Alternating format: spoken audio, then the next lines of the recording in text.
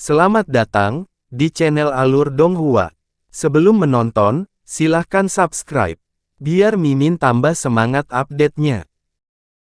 Dengan bantuan boneka mayat, para kultivator setengah iblis telah berhasil menjebak total 7 Raja Iblis. Pada saat yang sama, cahaya spiritual melintas di dalam kota Deep Heaven, dan lebih dari 100 pagoda batu yang tingginya puluhan ribu kaki terangkat dari tanah sebelum meluncur langsung ke arah pasukan iblis. Kapal perang raksasa dan piramida iblis di dalam pasukan iblis segera meledakkan pilar cahaya hitam yang tak terhitung jumlahnya sebagai pembalasan, tetapi cahaya 5 warna berputar di sekitar permukaan pagoda besar, menahan semua pilar cahaya. Setelah pagoda mencapai dekat dengan pasukan iblis, semua pintu terbuka sekaligus, dan boneka yang tak terhitung jumlahnya serta makhluk roh meletus seperti segerombolan belalang. Bahtera raksasa dan piramida iblis juga berisi sejumlah besar makhluk jahat, dan muncul untuk melawan musuh yang datang. Pada titik ini, Han Li telah menarik indera spiritualnya, jadi dia sekali tidak menyadari apa yang terjadi di luar. Dia tahu bahwa pada tahap pertempuran ini, tidak akan lama lagi dia dan para kultivator berjubah biru akan dipanggil.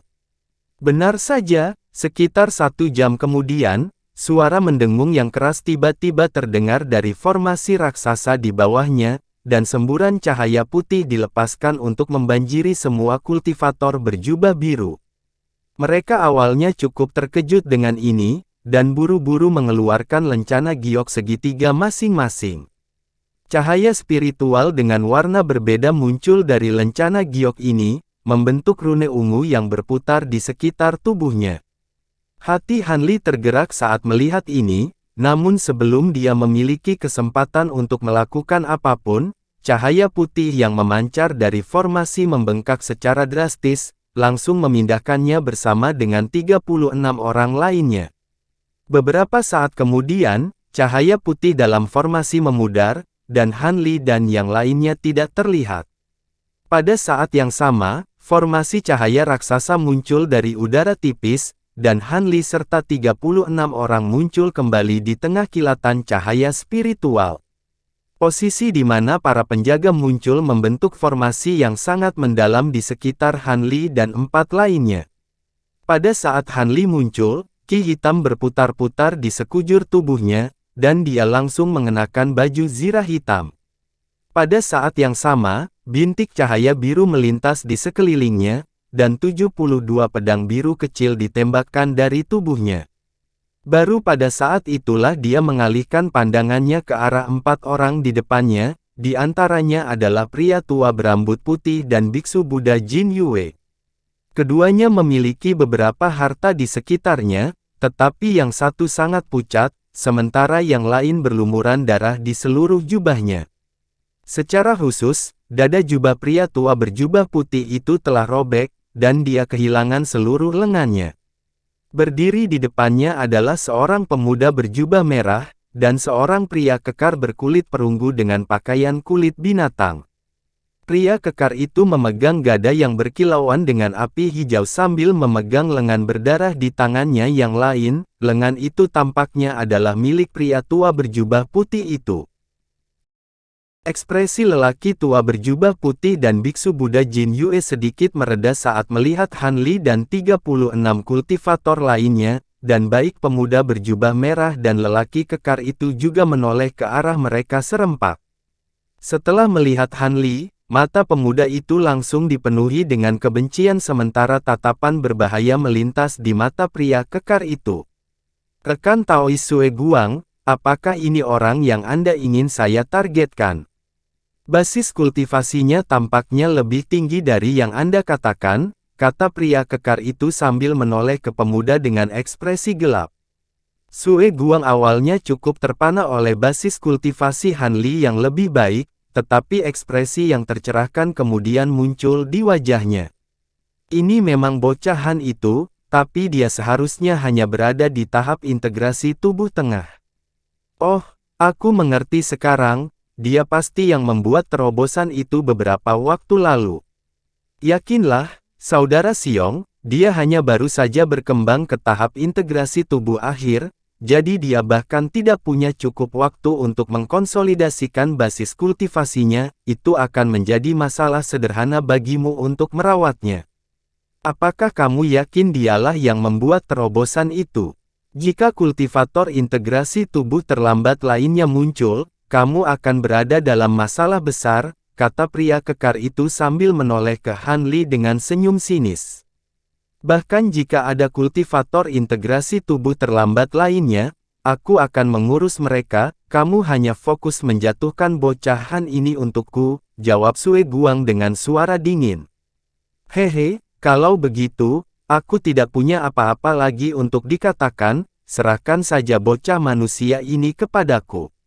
Sepertinya tanganmu akan penuh berurusan dengan formasi ini, kata pria kekar itu. Formasi yang dia maksud tidak lain adalah formasi yang disulap oleh 36 kultivator setelah mereka muncul. Formasi itu terdiri dari lapisan penghalang cahaya biru dengan rune perak yang tak terhitung jumlahnya melonjak di permukaannya, dan itu mencakup seluruh area sekitarnya dengan radius beberapa kilometer. Formasi sementara yang dibentuk oleh sekelompok kultivator transformasi dewa tidak akan dapat menggangguku, kata Sue Guang dengan sikap menghina. Formasi ini dan bocah manusia itu kemungkinan besar adalah kartu truf yang disiapkan untuk melawanmu oleh manusia, itu tidak sesederhana kelihatannya, kata pria kekar itu sambil menggelengkan kepalanya. Oh, aku lupa bahwa kamu juga cukup ahli dalam seni formasi. Apakah ada yang spesial dari formasi ini? Sue Guang bertanya dengan heran. Aku tidak bisa melihat banyak dalam waktu sesingkat itu. Yang bisa kupastikan hanyalah bahwa formasi ini kemungkinan besar adalah batasan ruang, jawab pria kekar itu. Formasi spasial, itu memang sedikit merepotkan. Terima kasih atas kata-kata peringatanmu, Saudara Xiong, kata Sue Guang. Saat kedua makhluk jahat itu berkomunikasi satu sama lain, Han Li menoleh ke pria tua berjubah putih dengan alis berkerut, dan bertanya, apa yang terjadi di sini? Saudara Gu, mengapa kalian berdua di sini, dan dalam kondisi yang sangat buruk? Siapa Raja Iblis tahap integrasi tubuh terakhir ini? Ekspresi Han Li tetap tidak berubah, tetapi rasa dingin telah menjalari tulang punggungnya begitu dia melihat Tuan Iblis yang kekar. Senyum masam muncul di wajah pria tua berjubah putih itu, dan dia menjawab dengan sedikit rasa takut yang tersisa di matanya. Hal-hal tampaknya lebih menyusahkan dari yang diharapkan, Saudara Han. Kami tidak tahu dari mana datangnya penguasa jahat ini, dan kami tidak memiliki informasi apapun tentang dia. Rekan Daois Jin dan saya telah mencoba untuk memisahkan mereka berdua sebelum memanggil Anda di sini, tapi Raja Jahat ini jauh lebih kuat dari yang kita perkirakan. Rekan Daois Jin terluka parah setelah hanya satu serangan, dan salah satu lenganku robek juga.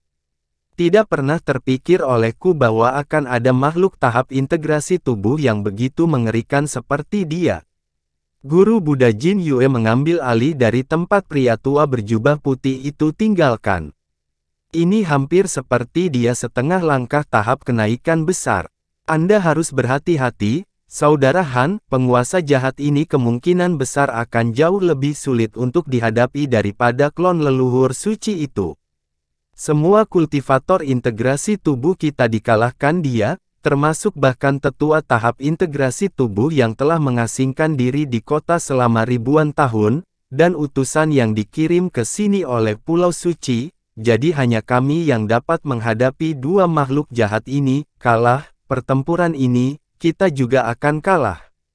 Ekspresi Han Li sedikit berubah setelah mendengar ini, dan dia melepaskan indera spiritualnya ke seluruh area sekitarnya, di mana dia menemukan bahwa memang ada beberapa aura asing yang bertarung melawan setan hitam bertinta dengan masing-masing 3 kepala dan 6 tangan. Itu adalah iblis tua, seru Han Li saat melihat setan hitam itu.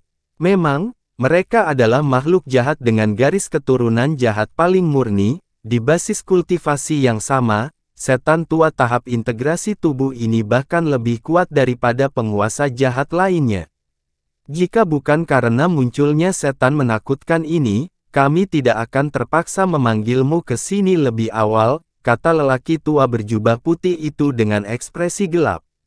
Begitu, kuanggap kau ingin aku melawan penguasa jahat tahap integrasi tubuh akhir ini, tapi bagaimana dengan klon leluhur suci itu? Han Li bertanya. Pria tua berjubah putih dan biksu Buddha Jin Yue bertukar pandangan sebelum yang pertama menggertakkan giginya, dan berkata, dengan formasi spasial ini untuk membantu kita, setidaknya kita pasti dapat menyibukkan klon ini untuk sementara waktu. Anda bisa fokus dengan sepenuh hati untuk menghadapi tuan jahat ini, Saudara Han. Cahaya biru melintas di mata Han Li setelah mendengar ini, dan dia mengalihkan pandangannya ke arah pria kekar itu. Pria jahat kekar itu kebetulan sedang menatapnya juga, dan mata mereka langsung bertemu. Kegembiraan gila di wajah pria kekar itu berangsur-angsur menjadi lebih jelas, dan cahaya perak redup berkilauan di dalam pupil matanya. Tiba-tiba, pria kekar itu bergegas maju dan muncul di tengah penghalang cahaya, lalu melemparkan lengan pria tua itu ke udara sebelum menyerang dengan gadanya. Ledakan keras terdengar saat lengan yang terpotong-potong menghujani dari atas sebagai potongan daging dan darah, memenuhi seluruh penghalang cahaya dengan bau darah yang kuat. Begitu darah menghujani pria kekar itu berubah menjadi pola merah cerah yang menyebar ke seluruh kulitnya. Ekspresi pria tua berjubah putih menjadi gelap secara signifikan setelah melihat ini, tetapi pria kekar itu tidak mengindahkannya sama sekali saat dia membuat gerakan tangan provokatif ke arah Han Li. Han Li tahu bahwa pertempuran tidak dapat dihindari, dan dia segera beralih ke sepasang tetua. Seperti yang baru saja kita diskusikan, serahkan Raja Iblis ini kepadaku, tapi pastikan kamu membawa klon Sue Guang itu jauh dari sini. Aku tidak ingin ada faktor tak terduga lainnya yang memengaruhi pertempuranku. Begitu suaranya menghilang, dia menghilang ke udara tipis tanpa menunggu jawaban dari kedua tetua, lalu muncul kembali di tengah kilatan cahaya biru beberapa ratus kaki dari pria kekar itu. Sebuah cahaya ganas melintas di mata pria kekar itu, dan dia mengayunkan tongkatnya ke arah Han Li.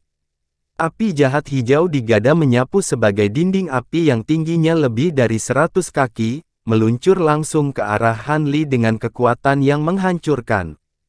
Pada saat yang sama, pria kekar itu mengepalkan tangannya yang lain dan juga meluncurkannya ke arah Han Li dari jauh. Ekspresi Han Li menjadi gelap setelah melihat ini, dan pedang terbang biru di sekelilingnya menyulap lapisan penghalang cahaya biru yang terbang langsung ke dinding api, dan pada saat yang sama, dia meraih tinju dari salah satu lengan bajunya. Tinju itu berkilauan dengan cahaya keemasan dan tampak seolah-olah telah ditempa dari emas, dan ada rune emas samar yang melonjak di atasnya. Ini adalah indikasi yang jelas bahwa dia hampir mencapai penguasaan penuh dalam seni Provenance True Devil. Pada saat penghalang cahaya biru bersentuhan dengan dinding api, serangkaian retakan dan semburan yang tidak menentu terdengar, dan cahaya biru dan api hijau langsung meledak seperti kembang api yang meriah. Tiba-tiba, ledakan yang menghancurkan bumi terdengar di dekat dinding api dan penghalang cahaya biru, dan embusan angin hijau yang ganas muncul di samping proyeksi kepalan emas. Keduanya bentrok dengan keras, mengirimkan gelombang kejut dahsyat yang berkembang biak ke segala arah, menyebabkan seluruh langit bergetar dan berguncang. Baik Han Li dan pria kekar itu bergidik saat mundur beberapa langkah.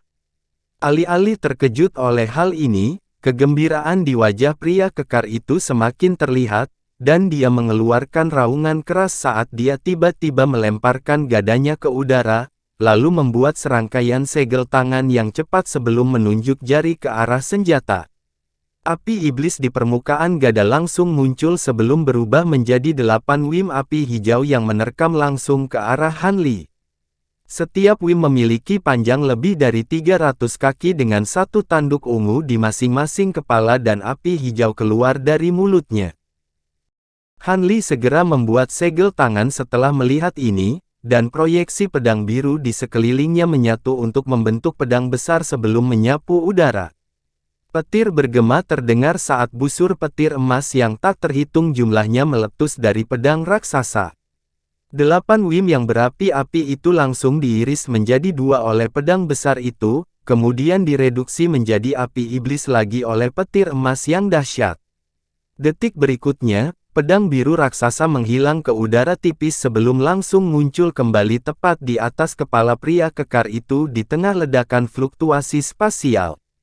Pedang itu panjangnya lebih dari 1000 kaki dengan petir keemasan berputar di seluruh permukaannya, dan saat pedang itu jatuh dari atas, ledakan tekanan tak terlihat yang sangat besar mulai turun ke atas pria kekar itu.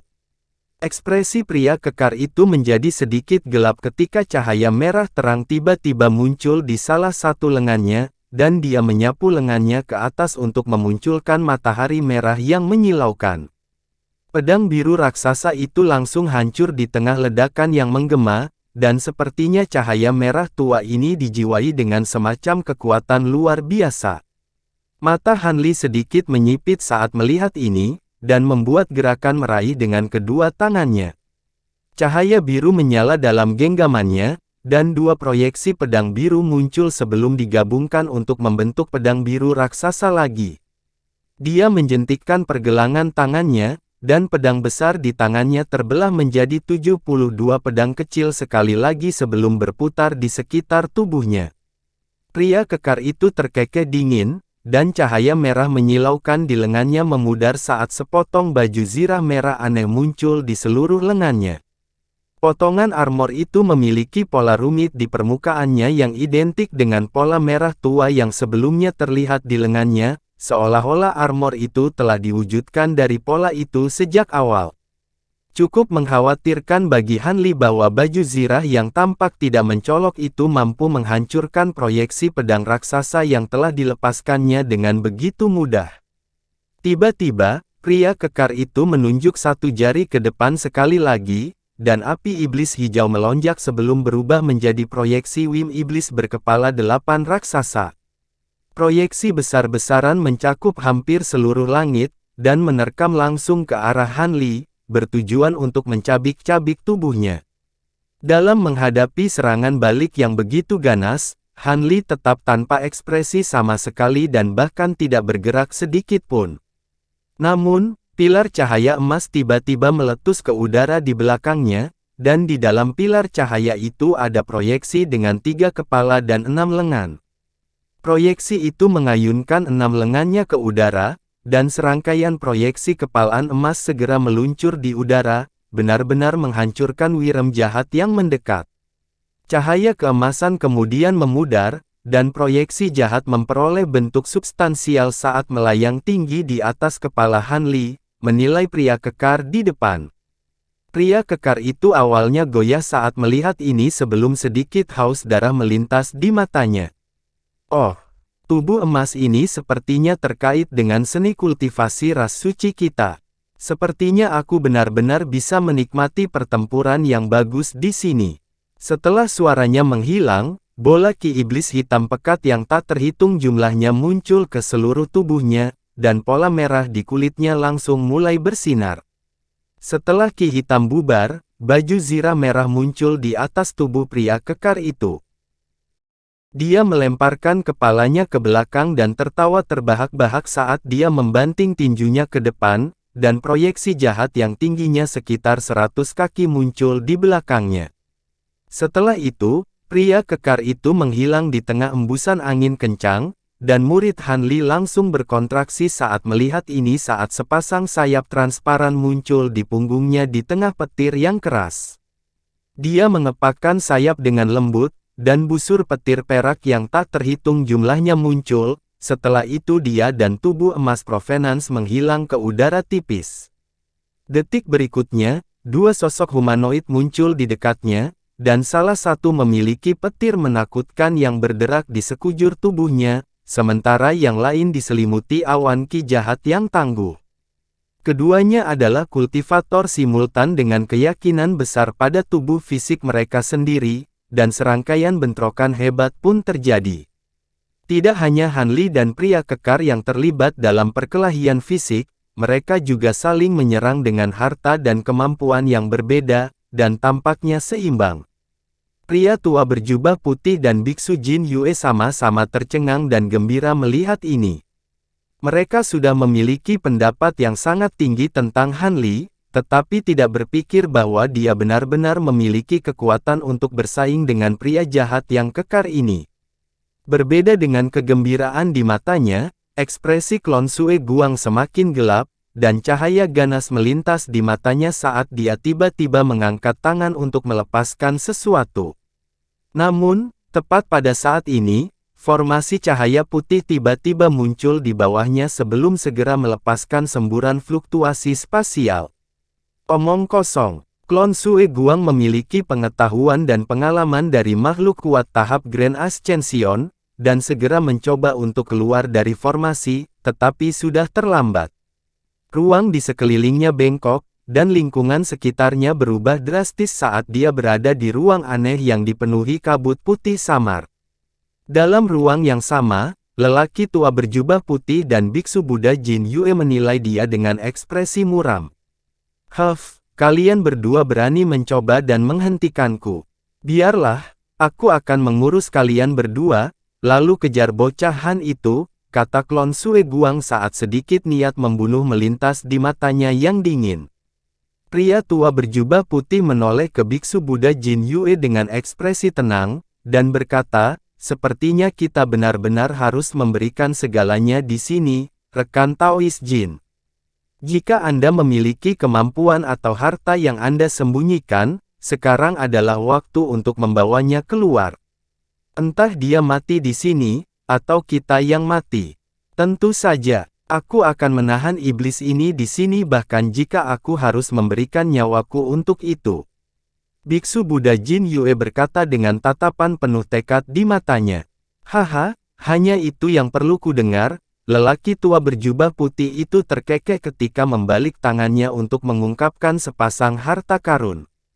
Salah satunya adalah kipas yang dimurnikan dari bulu 7 warna yang bersinar dengan cahaya merah, sementara yang lainnya adalah rangkaian 5 cincin perak yang saling berhubungan.